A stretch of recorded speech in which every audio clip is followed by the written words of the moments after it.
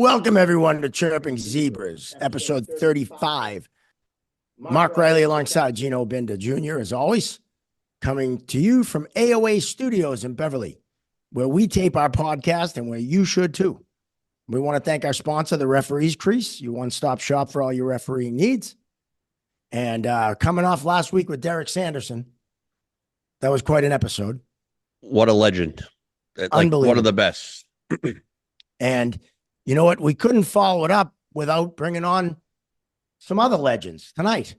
And tonight, we're joined by two Boston legends. Number 24, a hero of mine when I was growing up and a hero of pretty much everyone in Boston, Terry O'Reilly, and Olympian and NHLer David JENSEN. Welcome, guys. Welcome. Zebras. Thank you. Thank you, guys. Thanks, guys. Now, Terry, want to start off. The first time I met you, we had the Boston Comedy All-Stars team that Josh Dolan, our producer, put together. And we played in Stoneham. And we're in front of the net and we're jousting a little bit. And you put your hand on my helmet and proceeded to push my head to the ice without any effort. And the first thing I thought was, I could not imagine getting hit by this guy. I mean, thank God you were nice to me. Hey, I was not one of the big players back then. I was 6 feet, 6'1". We had some big boys, you know. Now, did your hand get spiked from his hair or no? I had a helmet on. I was degreased between periods. That's awesome. Excellent. Now, everyone kind of that isn't a hockey purist thinks of Terry O'Reilly, the fighter, but you were a hockey player. You were drafted in the first round. Names and addresses of those people, okay? Well, I'll get them to you. Okay, Believe all right. me, I'll get them to you. Okay. But you drafted 14th overall, and I think the most impressive season was when you scored 90 points and had 211 penalty minutes. That's never going to happen again, I don't think. No, it's a different game. It's a different, fighting has been almost eliminated. But back then, you needed a balance. I mean, look at Cam Neely. You need somebody on the team that can play the game and also be on the ice for the tough stuff. And back in the day, in the early 70s, sometimes you'd put a tough guy on the ice and he couldn't stay with the pace of the game. And vice versa. You had a very skilled player, but if things got rough, his skills didn't show as much. So a player like Cam Neely had both to the highest level. I had the toughness, the hockey skills, they were coming along. If I played another 10 years, I would have been okay. Now, who was the toughest person you had to fight? Besides Dave JENSEN at training camp, oh heck, and not counting any of my four brothers and my wife. Well, Schultz was chronic tough. He was there all the time, willing to go, even when there was no reason to. But there were some big boys, and then there's some pests. Gary Howitt. Remember, I had 2 Donnybrook fights with Clark Gillies, and I was exhausted. And then Gary Howitt jumped me in the third period to get me the third penalty and game misconduct and out of the game. Well, I thought it was kind of a low blow, but he did his job. That's when you used to be able to get 3 fights and stay in, and then the third one you got the game misconduct. Is that correct? Right. Yeah. After a third 5-minute major, you came on with game misconduct. So right. I was told by Doug Smith, a good friend of both, all of ours, the Goon, to ask you about Glenn Cochran. Glenn Cochran. I had one scrap with him, and the benches had cleared. And I had a harness holding my shoulder in place because I had dislocated it, and until you have it surgically repaired, it'll just keep popping out. So I had this harness around my chest and around my bicep and a little chain that connected it so my arm would only go up 5 or 6 inches. So it was quite a handicap. Uh, so when I got tangled up with Glenn, I thought I was in trouble. But he stepped on a stick or something and went down and blew out his knee. Oh, So, geez. yes. So I said a little prayer of thank you. I couldn't believe it happened. He just went down and curled up. He was in a lot of pain. David, I'd love to ask you about something that you got to do that not everyone gets to do, which is represent your country in the Olympics. I mean, that must be quite an experience. Oh yeah, for sure.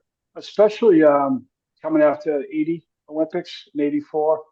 It was it's one of the greatest feelings I've ever had is putting that USA sweater on and representing your country. It's just such a great honor and something I'm grateful I had the chance. As many guys that could have had the same opportunity, and I was fortunate at a young age to be picked and play on a pretty significant line with Pat LaFontaine and the old diaper line, as we would call it, because we were so young. But it was just indescribable to play in the Olympics, representing your country is something that I'll never forget and one of the greatest experiences of my life. And you had 11 points in 10 games, right? Well, I think I had 9 in 6 games. All right. Well, yeah, back then. I was close. Yeah, Pat and Pat LaFontaine was just a fantastic player. I was fortunate to play with him. Eddie was a great player too. So that definitely helped me, to maximize my potential during that time. And I was healthy too. My knees were healthy, and that didn't last too long after that, unfortunately. I was fortunate enough to I was fortunate enough to meet Pat LaFontaine at the American League All-Star game I worked up in Syracuse. And he was like the guest speaker they brought in for the weekend. And like the coolest part of that whole weekend was just sitting up and talking to him like afterwards and having a beer and just him telling stories. Just it was excellent. Just what a great guy. Yeah, he's That's pretty cool.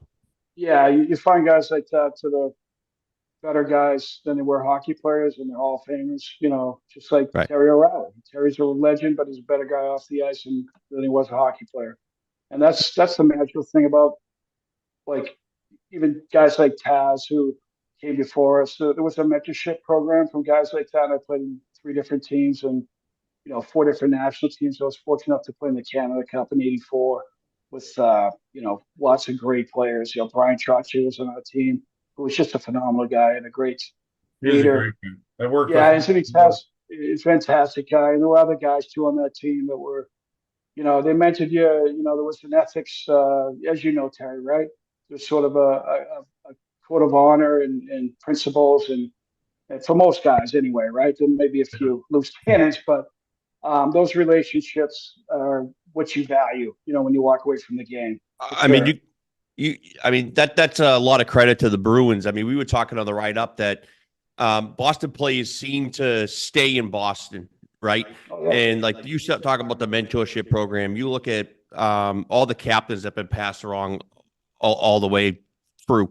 Like Terry, I mean, you were the captain of the Boston Bruins, and you set the way. You set that leadership, and like you see it all the way through now, and everybody just kind of staying in Boston. And mentorship is so important in sports that especially in officiating, we got like new guys teaching newer guys, and as for players, that's going to be just as important. 100%. I'm sure, Terry, you probably have the same thing, right? Guys that when you were a young pup who mentored you, with values and principles. When I came along, the Bruins had just won the cup 2 out of the last 3 years. They had and Bobby Orr, Phil Esposito, Johnny Busick, the chief. So I was 19. I came rolling down the pike from Oshawa, and what a group to learn from. It was Johnny Busick was the captain, and he took me under his wing and taught me the ropes and where all the good pizza was at 3 o'clock in the morning on the road. Important things. You got to be a leader on and off the ice, right? You're going to have an off ice captain too.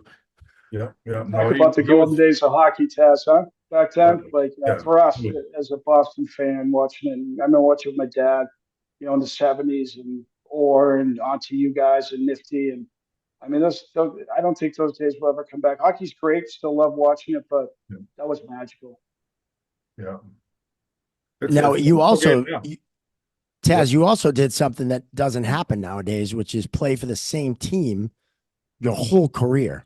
And now with free agency and all this, money getting thrown around, players very rarely do that. Yeah. I had an opportunity to move once when my contract was up. It was after I had sort of established myself and I was trying to negotiate a decent long-term contract. And the WHA had rolled into town and they were offering crazy prices, and the NHL had expanded. So players were moving. But I weighed the difference in the money as opposed to uprooting my family and taking them to another city and putting another jersey on. I didn't like that idea at all. So I gave up a little bit of money and stayed, and I've never regretted it. Well, we're glad you stayed, for sure. And you went on to coach the Bruins and coached them to the Stanley Cup in 1988. You also got to coach David Jensen. Right. Yes. Difficult. Which had to be Biggest challenge you ever had. And it was short lived. I popped my shoulder out very early, and I was up that whole year, unfortunately. That's tough. Taz's last year. Mike Milbury came into town as coach the next year. It was 88, 89. I'm sorry, 80, 89 was the first year. We had the opportunity to play together, though, with the alumni team, and, Dave carries the load there. Well, there's nothing better than refereeing those. I have a blast refereeing the alumni games. Yeah. Those are so much fun. I have yet to do one. Donnie keeps asking me. We got to find a window. I'll get in there. Good. But so you guys do a lot of huh? The alumni stuff, Taz, right? With the boys and the wonderful. memories. Some of my favorite memories scoring goals with you, Dave. We break up the play in our end, and I throw the puck up to you and you give it back to me and we break out full speed and I get to the center ice line and I stop because you've already gone down and scored and we're coming back for the face. Look like the Harlem Globetrotters back against some ankle benders in those days, right? Yeah. Yeah. What fascinates me about those games is that the stick skills and the hockey intelligence is the same level as it was back in the 70s and 80s when you guys played. And I don't think people realize that. Being on the ice and seeing it firsthand, I mean, stick to stick tape, passes, and going to the right place and always knowing where someone is.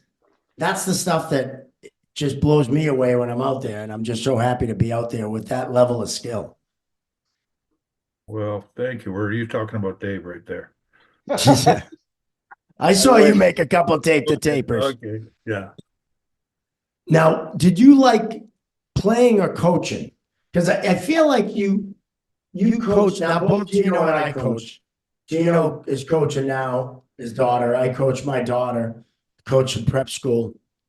I brought that same kind of intensity that I played with to coaching. It seemed like you did the same thing. Which one did you like better? Which one did you find coaching difficult to kind of hold back that intensity? There's no question playing is where it's at. Playing the game. Yes. You grow up, 8 years old, chasing a tennis ball on Eastmount Street in front of my parents' home.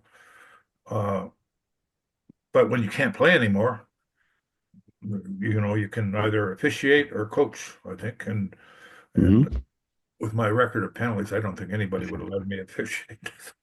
No, I didn't really intend to coach, but I got a call from Harry Sinton asking me to consider it. And he asked me to take the team up to Quebec. He had fired Butch Goring, and he needed somebody to stand behind the bench and run the lines. And I did, and I think he knew what he was doing. He sort of wet my whistle. I got a taste for it, we won the game in Quebec, and then I came back and had a meeting with him the next day and signed on for 3 years. Now, so you brought up officiating. So we'll talk about the elephant in the room. You had some interesting exchanges You mean the Zebras? with the Yeah. Zebras, yes. Yeah. Chirping Zebras. That's why we called it, right? Yeah. And probably the most well-known interaction was with Andy Van Hellemond. Now, I worked for Andy Van Hellemond in the East Coast League, Yes. and it was interesting to hear him tell the story of what happened with you and hear you tell the story. And it was very similar. And I'd like to hear your version so everyone can hear it with when the fight and the punch and all that. Probably the lowest point of my career when I sort of swatted him with a backhander. I was going after Dale Hunter. He had just speared me in the groin, and after it was all over, I went into the dressing room and took my equipment off. I had a bleeding bruise, a hematoma from my groin down to my kneecap. The inside of my leg had turned purple, so my leg was bleeding inside from him jabbing his stick into my thigh. So that's one of the dirtiest plays in the game, to use your stick as a spear. And I was in a rage. I was just looking at Dale Hunter. I wanted to get him and throttle him. And Andy, a referee doesn't normally get involved in the altercations. The linesmen come in. Correct. The referee stands back and observes. And I was closing in on Dale Hunter, and Andy grabbed my arm. I was the aggressor. And I sort of swung my arm back and swatted him. I can't say I didn't know it was him. I was just zoned in on getting Dale Hunter. But it was what was done was done. It was my mistake. One of my biggest regrets, because that little piece of videotape, there's no youth hockey player should see a hockey player. And you know what? It's a great video for a referee to see too, Terry, because we should never grab a player from behind, right? Especially someone that's enraged, and because we always run the risk of getting ourselves hit. And it's a teachable moment for us as referees not to go in and grab someone. There's a proper way to go in to break up a fight, so we don't put ourselves in harm's way and we don't put the players in harm's way. So it's like it's one of those learning lessons that we have as officials too. So it's not like, hey, I can't believe he just suck at a referee. It was just, hey, it's a violent game. It's emotions and things happen. So there's ways to go about doing it. So David, tell us a little bit about the business you and Taz have going on and what that's all about. Yeah, so Taz and I have had a real estate partnership since close to 20 years now. And we own quite a bit of land up in a town called Wichita, Mass, about 150 acres. We've developed some of it too with solar, and we've been involved in other projects. And right now we're involved in looking at what we'd love to do, which is dear to our heart, is veterans housing up in that area. We're involved with a couple of organizations right now to try to create housing for veterans and also workforce for critical services, for the hospitals up in that area and whatnot. So it's been, like I said, we're coming up on 20 years. Time goes fast, but it's just been an enjoyable process. We had some partners before that didn't work out so well, but Taz and I've had a great relationship, and I'm grateful to have that relationship with Terry and to be able to hopefully do those things that we're in discussions right now to help other people with the land. That's an awesome thing. I mean, anytime you can do anything for a veteran, right, is the best. We had Captain Ryan Crowley, which you guys know with the alumni with the Warrior for Life Fund. And to hear him tell his story and the stories of all the guys that his program helps, it's just, it's absolutely just amazing. It is. And I've been down to Virginia Beach with the guys a couple of times, and Ryan, it's just, we owe so much to them. Freedom isn't free, And thank God for those guys. They risk their lives to protect us and allow us our freedoms. I say it all the time. I can meet any athlete or movie star or whoever you want to throw at me, and they're just another person, right? Yeah. But when I meet a Navy SEAL or an Army Ranger or any, those guys are my rock stars because I can't do what Same. they do, Yeah. right? They're another level of human. Yeah. No, same here. Those are my heroes for sure. And I know Terry feels the same way, so it's like, that's been our ultimate goal to develop the land. And, we're very close to that right now. I talked to a couple different groups this past week, and we're hopeful to be able to do that with the lots of acreage we have up there. That's awesome. Yeah. And so, Terry, I want to get back to refereeing because I will tell you, Andy Van Hellemond admitted that he was completely wrong in how he handled that situation. He said, you know what? I never should have grabbed him. I never should have grabbed him from behind. And he even told me in a car ride from Hampton Roads to Charlotte, he said, you know what? I deserve to get whacked for what I did. So he knew that he, didn't handle it right. And it is a good teaching tool for everyone. I had no, it was a judgment thing, him moving in, and it was a instantaneous reaction thing on my part. But went to the hearing up in Montreal, and Brian O'Neill. Sorry, guys. Are those wonderful dogs that you have? My security. Oh, I love these guys. I love those guys. That first, well, actually, it was the first game we played with the Boston Comedy All-Stars. Terry and his wife had the dogs there, and my kids were there. They were all younger at the time, and they were more thrilled with the dogs than anything else. And you guys were awesome with them. They come out in the parking lot. They were playing with the dogs. It was those dogs are cool, man. Well, Judy is, I call her the dog whisperer. She is so good with them. When I met her, she had 5 dachshunds, and I had 2. And ever since then, I mean, at one point, a couple of years ago, we had 4 dogs. She brought 14 dogs home from a rescue. A shelter got raided and shut down. They had 80 dogs. She brought 14 dachshunds home to our condo. So we had 18 dogs, and one of them was pregnant. Little Gracie here, she had 3 puppies. So we were up to 21 dogs. Holy smokes! Within a week, she found homes for all of them. Wow, but that's awesome. What a story. Yeah, she's quite the Animal. She married me, so she's an animal person, eh? She's going straight to heaven. She might be canonized. Yeah. Okay. My wife saw you up there walking the beach with the dogs this summer. One of her friends live up there, and she was like, "Oh, I saw Terry O'Reilly walking his dogs." I go, "Did you say hi to him at least?" Well, this podcast has a dog mascot, Frankie Really? Chirps, my little Yorkie dog, and Gino's not a fan of dogs, so every time Frankie's in the house, Gino gets a little nervous. He's all of 4.8 pounds. But I think he would love your dachshunds because he loves playing around with other dogs. Yeah. I did get bit by a pit bull, so yeah, Yeah. little Traumatized. Yeah. You got bit by a pit bull? Wow. I did, yeah. My best friend's pit bull.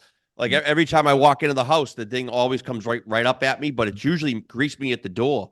Yeah. And this one particular time I walked in, it wasn't there. So I was like, oh, I came in like all fired up, and the thing just ran right at me, and my buddy couldn't grab it and bit me right in the inside of the leg. Got me good. Wow. Man, they have strong jaws. Oh yeah. I felt worse for him because his dog just bit somebody, and like I was fine, like he feels worse than what I did. Yeah. But anyway. Well, he thinks Frankie Chirps will do the same damage with his bite strength of 4.8 pounds. So it's hilarious when we go in the car together. I used to bring him up here, but he makes me drop him off now on the way up. So he doesn't feel a little nervous during the taping. But I got this little thing. This is the noisemaker here. I don't know if you. Oh my God. Love it. Beautiful. So cute. Yeah, And you have 5 now? yeah, yeah. Wow. As far as I know, you know, Oh, day to day, she won't give me a straight answer. You could have 8 when she comes home from Pilates tonight, right? Yeah, Ted? no, yeah. That's hilarious. I would like you to finish the hearing in Montreal with Andy. So we're up in the hearing, and Brian O'Neill was trying to lynch me, you know. I mean, and I probably deserved it for smacking a referee, but Andy wasn't having any part of it. You know, he was dodging, you know, because I was cursing and swearing, you know, like, but I don't even want to say what I was saying, but I was cursing a blue streak.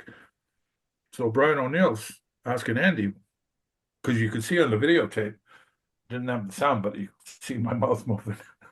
And anybody that could read lips could pretty much read every other word that I was saying. And O'Neill says to Andy, Andy, do you remember what Terry was saying to you there? And he wouldn't participate at all. He says, no, I don't remember at all. You know, it was quite. It's showed almost a loyalty to to the game. He didn't want somebody up in the stands getting involved in what was an on ice little altercation that was behind us. So he was trying to make sure that it wasn't blowing up into anything bigger. I mean, those are the days when the players police themselves too, right? Like, so you got spared, you got a bruise, right? You're pissed off, and now you're gonna go and get retribution for it and pay the Yeah, price, right? you if somebody follows you, you have to stand up for yourself and you have to stand up for your Absolutely. teammates. But Absolutely. fairness. And to a certain extent, and the referees are there to make sure that it doesn't get carried out of proportion. Exactly. Now, you played in a time, we talk about it a lot, where the referees in the NHL, they had personalities. You knew what you were getting when they walked into the building. Of course, there was a 1 and 2 system, unlike now with the four referee system. And you knew what game they were going to call. You knew what they were going to put up with, what they weren't going to put up with. And now it's completely different. There's only 3 or 4 in the league, I think, that actually know what they're doing, to be honest. A lot of them are absolutely terrible. But who is the referee that you like to interact with most? Whoa. Actually, got along well with Andy, you know. There's a fellow from Oshawa, Greg Medill. He was in the league very short period. He and I went to the NHL had a program in Ottawa where you could take courses at the university. And I went up there as a player and took some courses, and Greg went up there as an official. So we were going to summer school together, and after class we'd go and play some racquetball or some touch football out in the field. So, and we're staying in the dorms at the university. So we spent some time together. I got to know him, and we actually went fishing a few times together. So he's refereeing a game in Boston, and he's not doing a great job. And Don Cherry is just going berserk, And I had the C on for some reason. I think somebody was hurt, but I had the C on. Don Cherry was just flipping out at some of the calls, and he said, "Terry, go out and tell that so and so, and there's no point in talking to a referee, right? You guys know that." Oh yeah. But I had my coaches telling me to go talk to the referee. Greg's standing over on the other side of the ice. So I went skating over and I threw my arms up in the air. I said, "How you doing, Greg?" And he said, "What do you want?" He says, "What do you want?" I said, "Coach sent me over to have a chat with you." I'm waving my arms and pointing my finger. And I said, "So after the season's over, you're going to give me a call? We'll do a little fishing." "Yeah." I said, "Okay." He said, "Now get out of here." "Okay, see you later." That's awesome. Skated back to the bench, and Grapes is over there, taps me on the shoulder. Way to go. That's awesome. I hope he doesn't hear this podcast.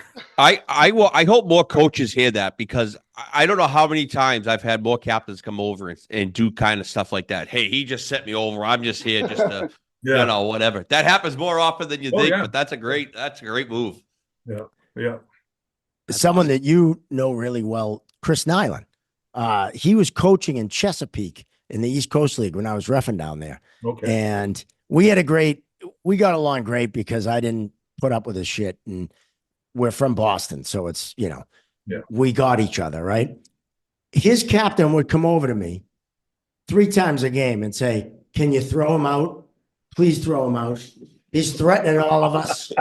He's saying he's going to beat the shit out of us, going to spear us in the locker room. Just throw him out, Rouse. Please throw him out."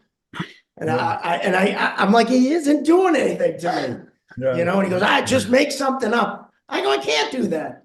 So it's funny that you're on the other end of that. He's a good man. You know, he had a great career in Montreal, and it was nice to see him come to Boston for a little while. Took a little getting used to. The Bruins jersey. But he's a good man. Right on. Yeah, I always was a fan of his, even though he played for Montreal. Yeah, yeah. Well, And you know, Boston guy, so kind of have to root for him. Yeah, yeah. He popped me once. He laid me open with one punch. Wow. He was down in front of our goalie with Pete Peters. Pete Peters was in the net, and the play was going down to the Montreal end. So I'm down at the far blue line, and I hear the fans go crazy. I look back at the other end of the ice, and there's Pete Peters tangled up with Chris Nyland. So I go flying back. By the time I get there, Knuckles has sort of moved into the corner, and he's got 2 linesmen in front of him. And I'm coming in 90 miles an hour, and I come flying up, and I put my hand on the backs of the 2 linesmen and look to see where Chris is behind. Well, he came up like a jack in the box.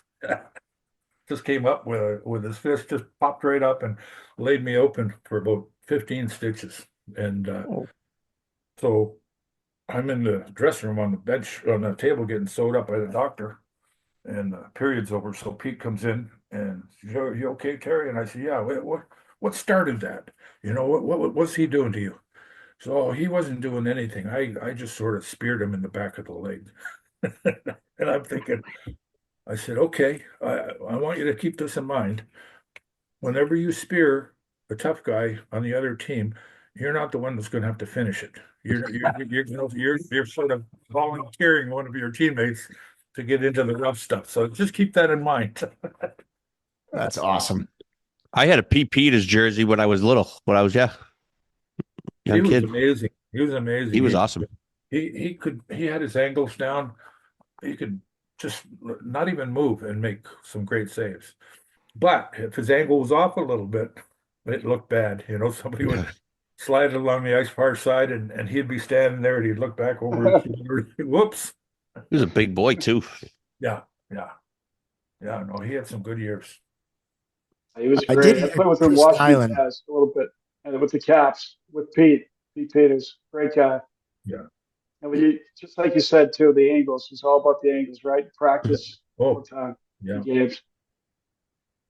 Now he's goalie coaching somewhere, right? Like I came across him in the minors a little bit, but he's still kicking around, right? Is he still coaching? He's out in Midwestern Canada. Nice. I think he's got a farm out there.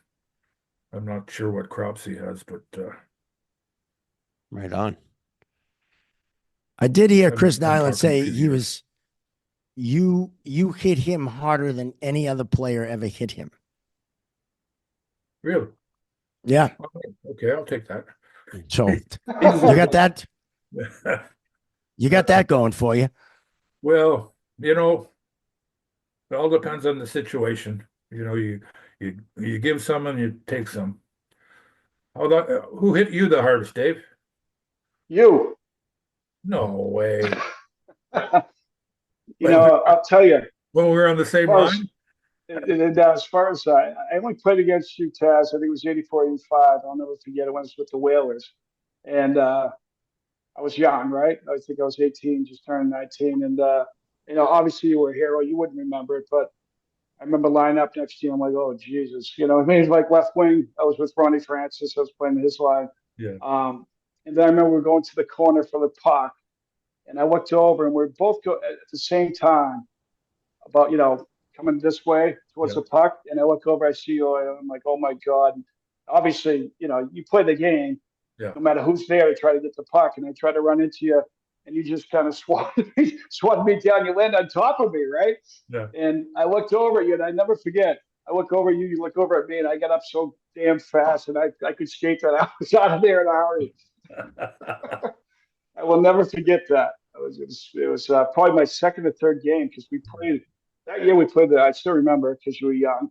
The Rangers on a Thursday night opening, and then Yeah. Boston was a home and home on a Saturday, Sunday. Hartford and back in Boston, I think, at that time. But I'll never forget it.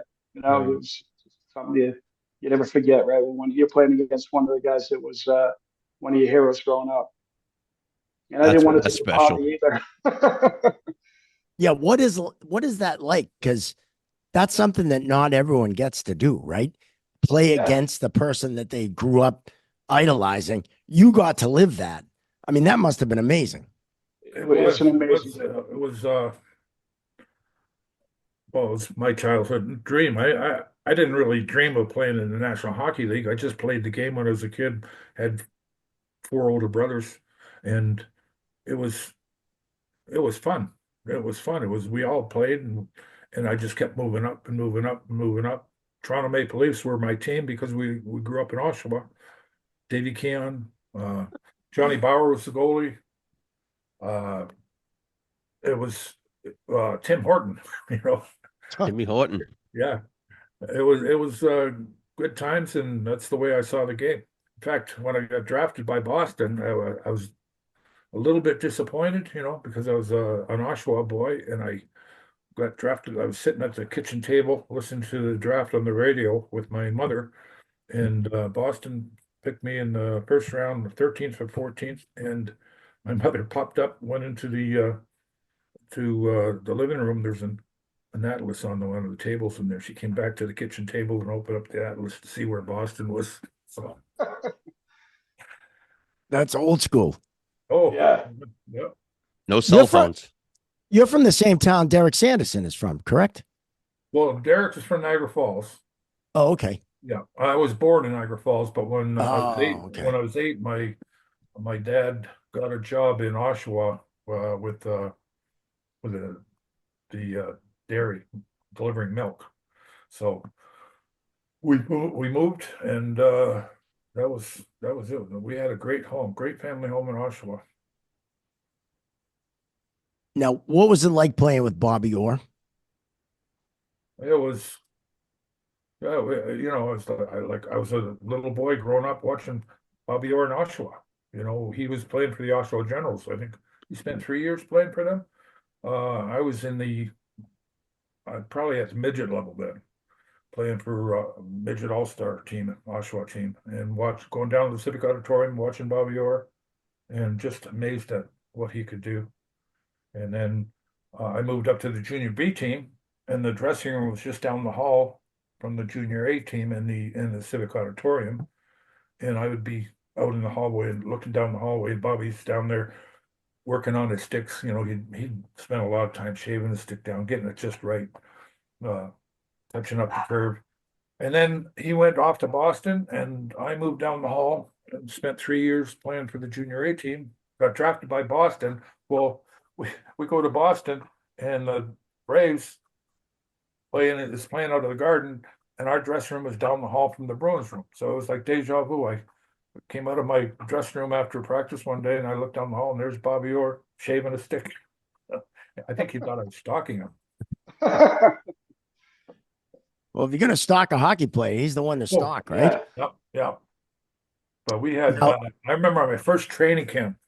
I'm an ugly duckling. I'm the worst skater.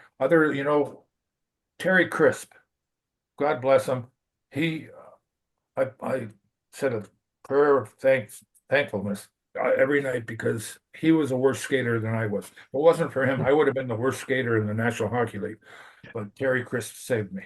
But I didn't skate. I ran on the ice. So I'm trying to make the Boston Bruins. They just won the Stanley Cup in 70 and 72. And I'm trying to break into their lineup without knowing how to skate very well. But I'm willing. I'm trying hard. I skated all summer. I'm in shape. I go to training camp. These guys just won the Stanley Cup. And, I bump into Bobby Orr and he just clocked me.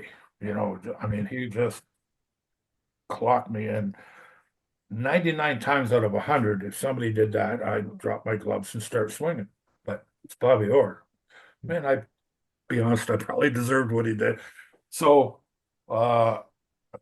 scrimmage goes on and I'm skating along and Johnny McKenzie's out there and he hauls off and shoves a stick up into my rib cage. Nasty spear for no reason at all. He was just sort of showing a rookie that I wasn't really welcome. And again, I'm looking at him. He's not a real big guy, and I don't want to make trouble at training camp, so I don't do anything. I go into the dressing room after I've got this big long red mark on my rib cage. And then later in the same scrimmage, Harold Vadney cross-checked me on the right on the, high in the back when I was standing in front of the net. And I went down on my face and I thought, I saw who it was. I said, I can punch him. I got up and just wailed him. And that was that. After that, my training camp was smooth as silk. All these guys realized that, I could lose it and punch them out whenever I wanted to, but I had shown discretion with Bobby and with Pie, but the other guys didn't mess with me. So Good move. it was I think it was my initiation. That's awesome. Terry, we can't see your full face. Can you tilt You're your lucky. camera down? Okay. No, we want to see that great mug of Yeah. yours. There you go. No, No there doubt. we go. Perfect. I'm keeping this thing on my lap so it doesn't squirm too much. Oh, there you go. Nice. Love it. That's awesome. Otherwise, you could be running around barking. So There you That's go. fine. guys will have to edit.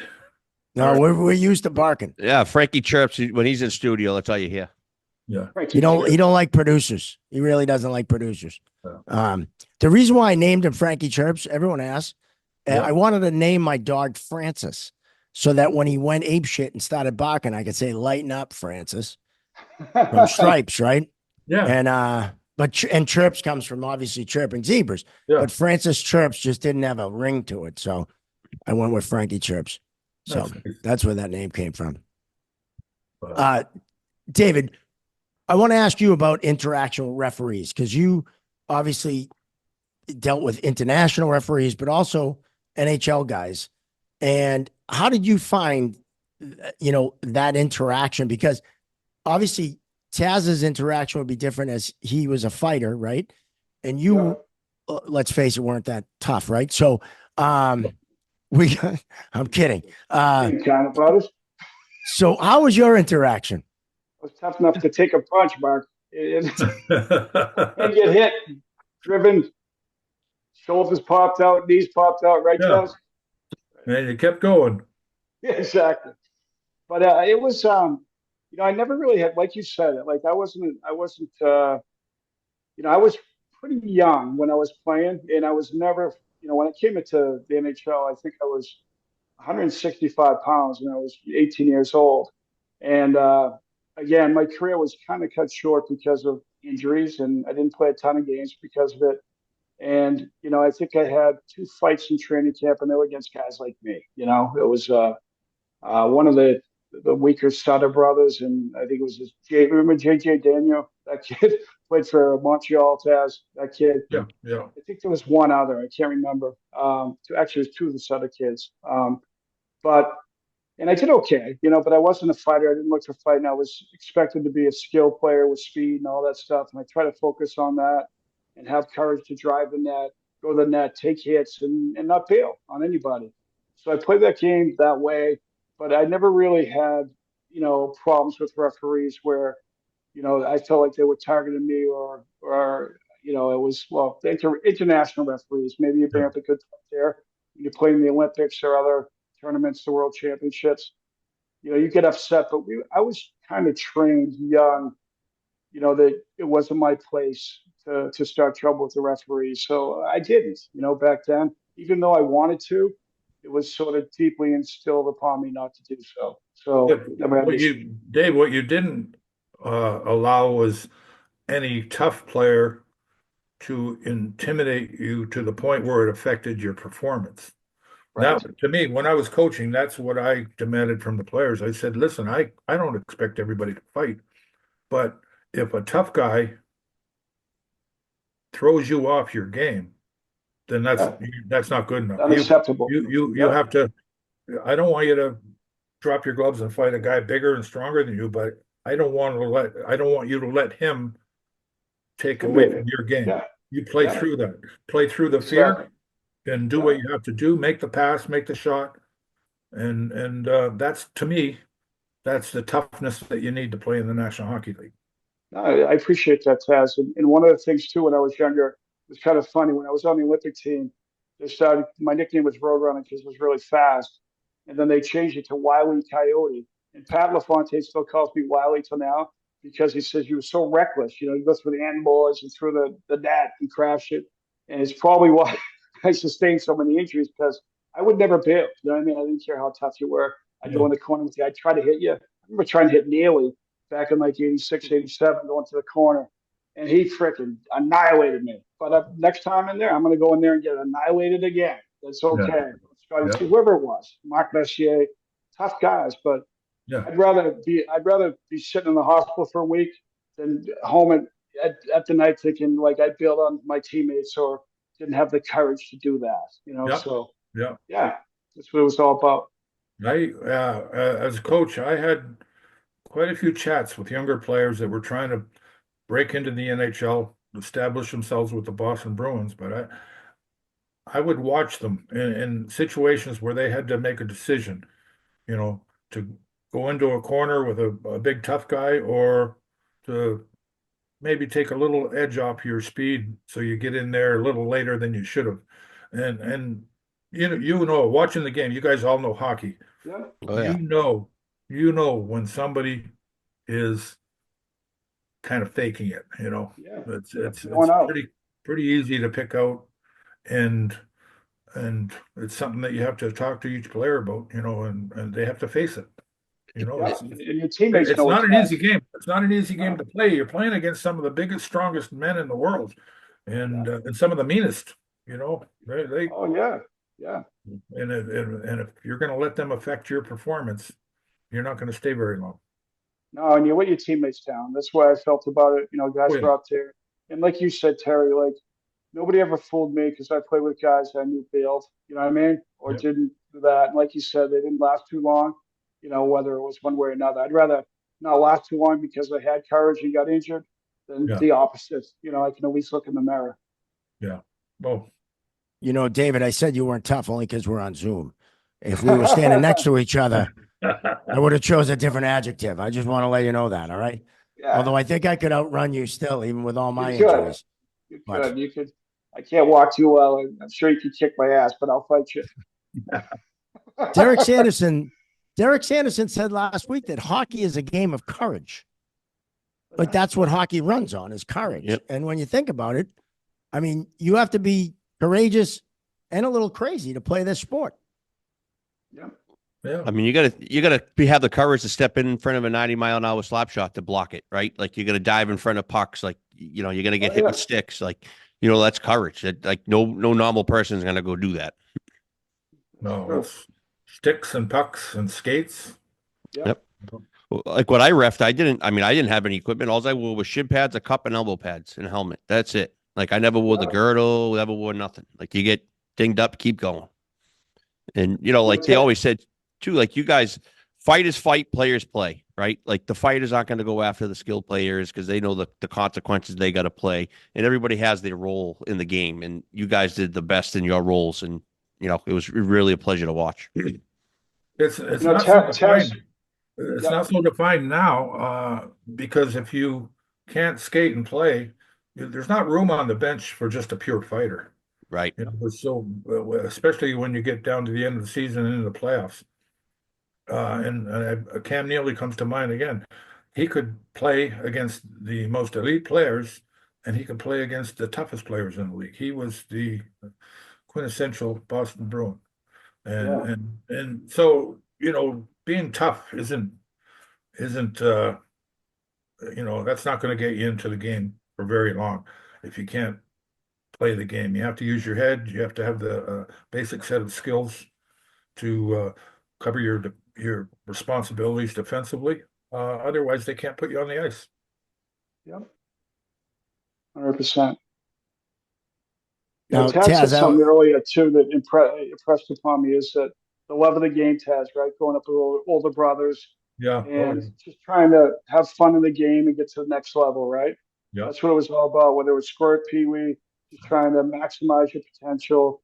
But you love the game. You're playing in the ponds, you're in the, street hockey and whatnot.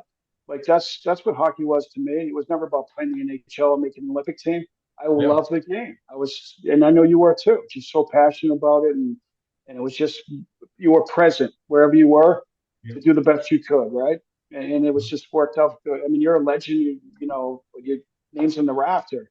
Like you could probably never dream of that as a kid until you get to that level, right? Like just you Oh, were playing for the yeah. love of the game. Yeah. I never dreamed of it. Never crossed my mind. But Yeah, growing up in Oshawa, uh, I got older brothers, and I had to beg to get them to let me play.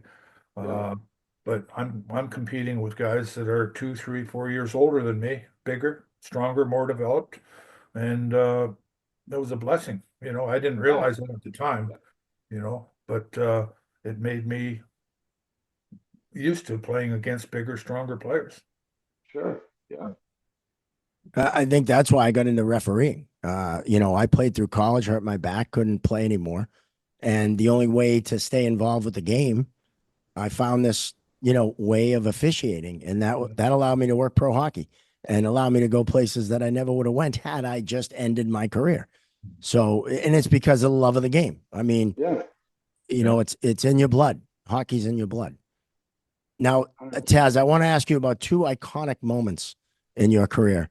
One of them happened at the Boston Garden when Ron Asseltine absolutely buried a fan into the boards when he jumped the glass to go after Bill McCreary.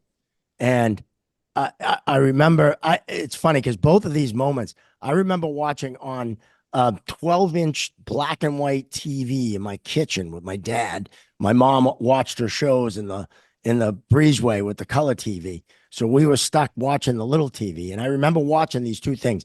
And I remember when that happened, and it was because he missed a high stick, I believe, and you weren't very happy. But that put an end to everything. Well, what do you mean to put it in when the Asseltine grabbed the fan? Well, I mean, like, it kind of, he still had missed the high stick, but the fans kind of realized, all right, we're angry, but let's not go after the ref because Ron Asseltine his nickname was the Bear. Yeah. Oh, yeah. He was a powerful man, and he had a temper too when he when he lost it. Yeah. Yeah. We had a few shouting matches, but he was right in doing what he did.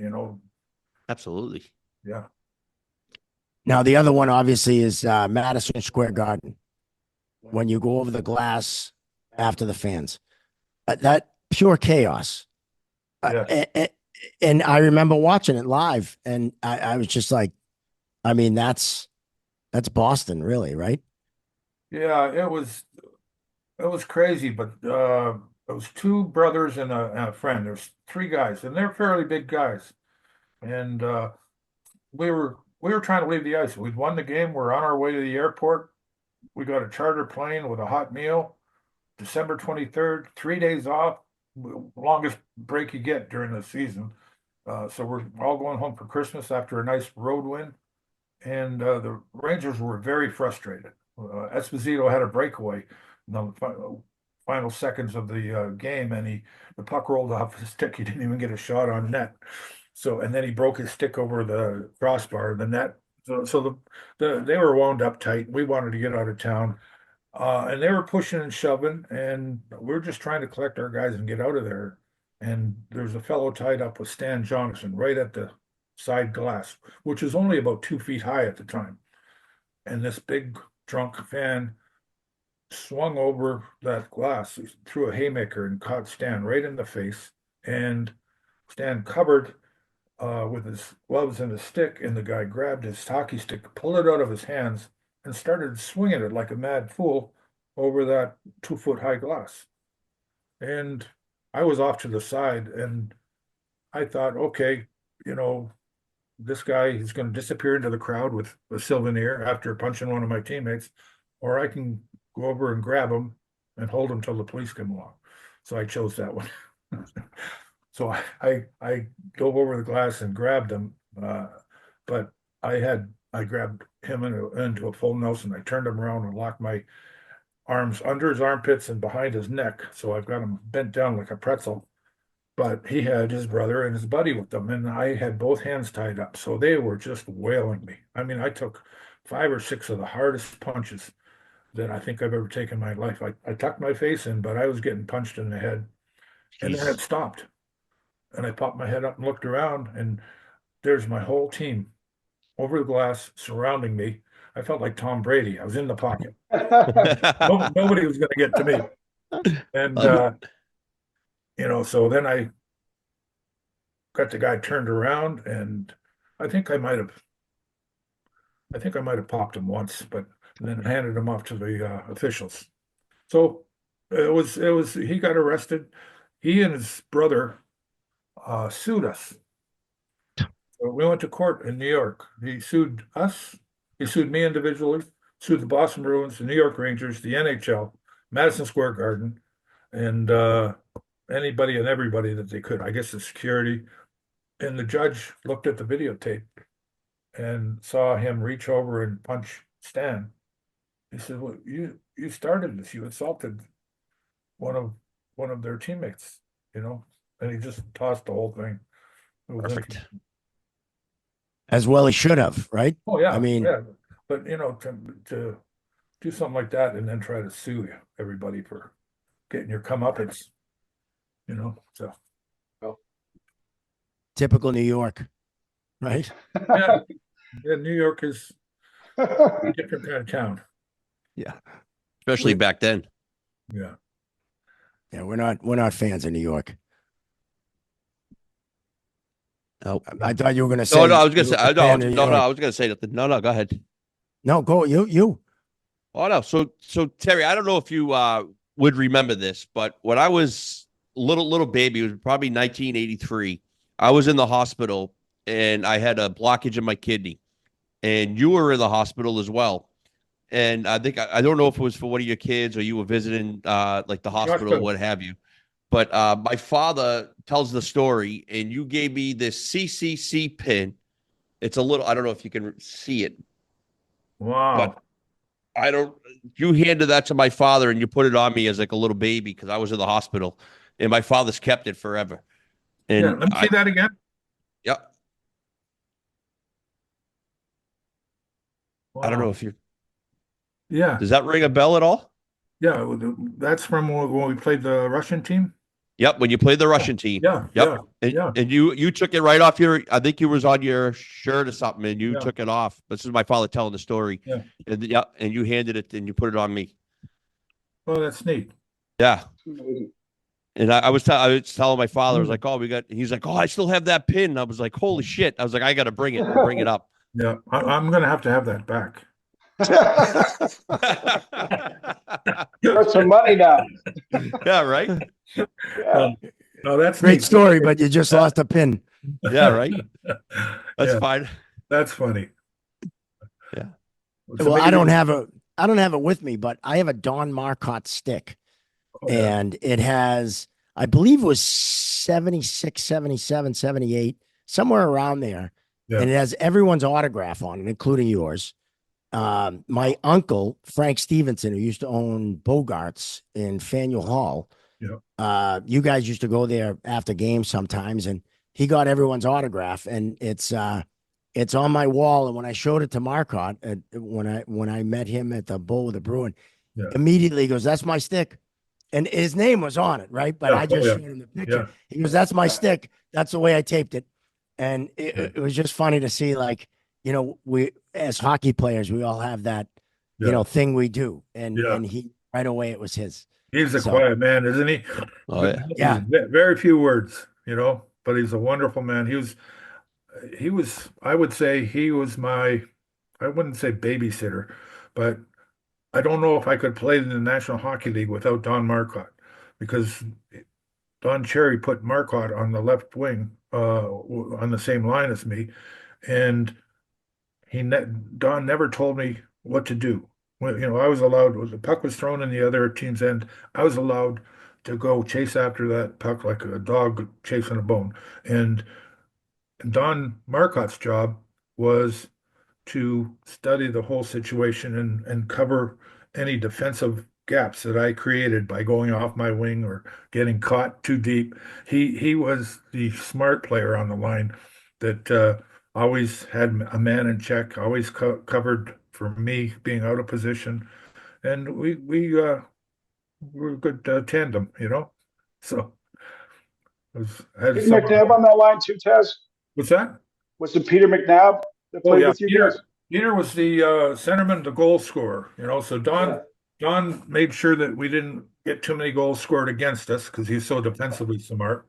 Great. And I was used to create havoc, to throw the puck in deep and let me go get it like a Yeah. dog retrieving a bone. And then Peter would be, you could give him the puck anywhere and he would put it in the net. Yeah. He had a unfortunately, Peter passed a Yeah. few years Great ago. guy.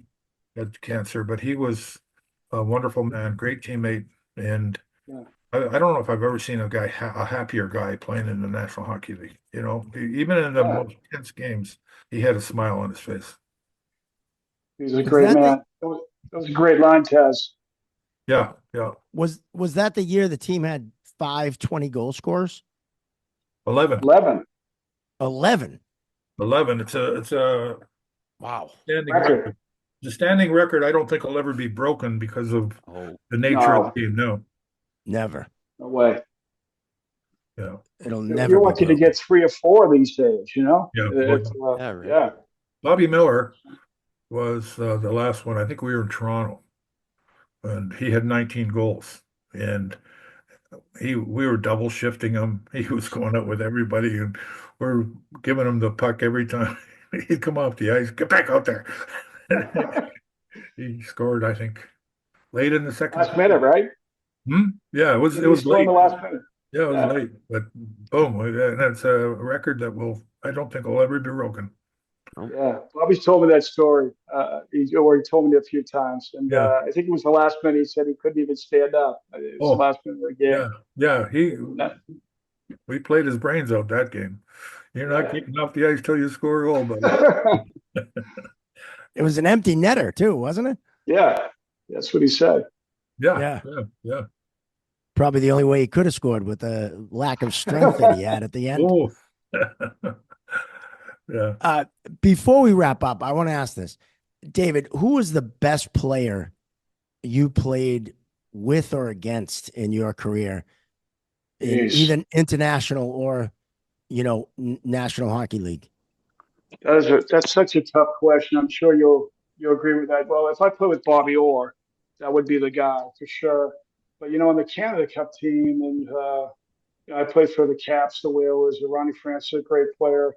I mean, talk about like Ray Bork or Cam Neely. I mean, they're right up there. Every team had those level of guys. I don't know that. I thought Brian Trottier was something else. I really did, not just as a player, as a man. But it's hard because all those players are just fantastic. They really are, and all of them are just better guys away from the game. Everyone I've played with at that level, I can honestly say that, and I'd say 99% of the players I play with, I feel that way about. I don't know if you can agree with me, Taz, but like that's what I said it before. That's what the value to me is those relationships I was able to create while playing and then after playing. You know, Yeah. like with the alumni and stuff. With Terry, Terry's one of my closest friends this day, and that's what I value the most. It's not like goals, assists, or playing the Olympics and that. It's those relationships. But just I was fortunate and grateful to play with, in my opinion, some of the greatest players to ever play. I think Bobby Orr is by far the greatest of all time, and I did play against Gretzky and Lemieux, who were fantastic players, I thought. But Bobby Orr was just, he dominated the ice watching him, and he was magical, poetry in motion. Yeah. It's just, that's my opinion, you know? Yeah, I would say in my career, Bobby was the best that I played with and against. He went to Chicago for a brief period, and I remember being on the ice playing against him for a couple of shifts. When the puck went into the corner and in the Chicago end, and he was the first one going back, and I was in on top of it pretty quick. So I was in a position to hit him, but I had no interest, and so I kind of snow plowed into him, and he was playing hockey on one leg at the time. Yeah. But when he was healthy, man, was he fun to watch. Never I seen would anything like say it, Taz. What's that? I've never seen anything like Bobby Orr, in my opinion. Yeah, yeah, there's no question Bobby Orr was the best player ever. Yeah. And, Gretzky, obviously, best scorer, ever to play, but not a complete hockey player like Bobby Orr. And Mario Lemieux, I put him third. I can't give the code to my door, but let's just say it's Orr, Gretzky, and Lemieux. The numbers are involved. But I did tell Lemieux he's the third best player ever at a comedy show once, which Ooh, how'd he handle it? luckily he took it well. Yeah. I mean, how could you argue, right? Yeah. You're not but, talking Claude. You're not talking Claude. You're talking Mario. Oh God, no. Claude Lemieux. I wouldn't piss on him if he was on fire. Oh, he's one of those guys. He's up there with Ulf Samuelson and Matt Cook and those guys that just don't respect the game. They don't play the right way. And they all don't answer the bell when it tolls. They turtle. And if you're going to play like that, you gotta take a punch in the face. And I just those three, not a fan of any of those. Yeah, I agree with you there. Yeah. And we'll never have them on this podcast. I'll tell you that. None of those three will ever be on Chirping Zebras. That's for sure. And if they are, it won't be nice. I'll tell you that. There'll be a lot of chirping involved, I would say. Well, this has been awesome. You two, not only great players and Gino and I both love watching you play. But two of the nicest guys in this business.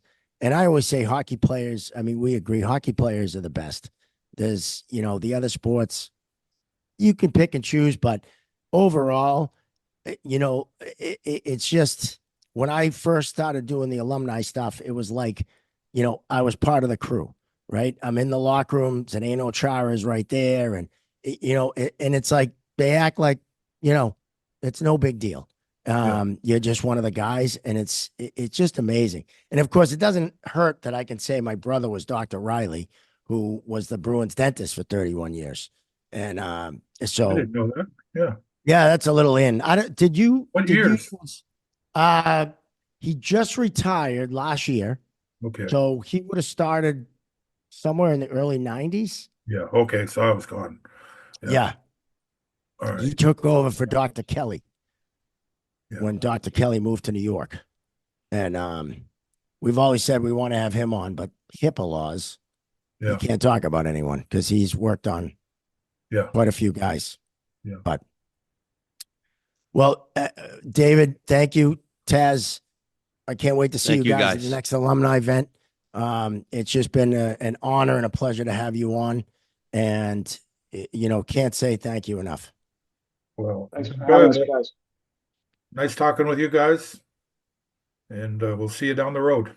Right on. Thank you, guys. Sure. Thank you, guys. Take care. Care. All right. So that's going to do it. Unbelievable. Yeah. Legends 2 weeks in a row. We're going to keep this going. That was awesome. So that's going to wrap up episode 35 of Chirping Zebras. We want to thank Terry O'Reilly and David Jensen for coming on.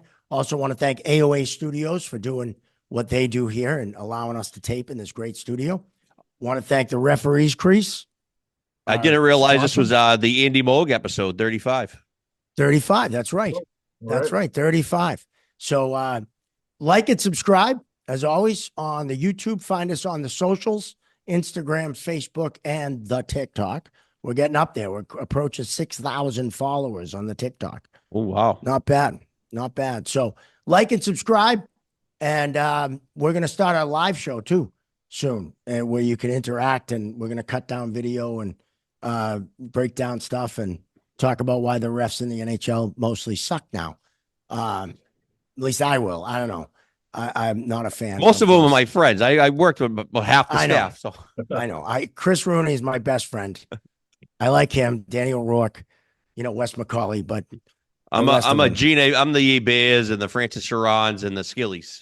Yeah, know all the guys who suck. Yeah. So that's those guys are good. Yeah. A-Bears terrible. All right. Thanks for watching. Like and subscribe. We'll see you next time right here on Chirping Zebras.